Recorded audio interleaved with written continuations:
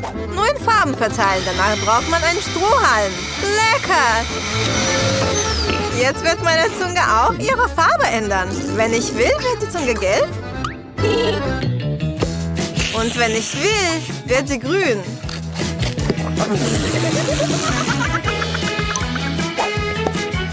Zwei weitere Farben warten auf mich. Ich finde, das macht sehr viel Spaß. Lustig und schön. Je mehr farbige Bonbons, desto mehr Farben habe ich auf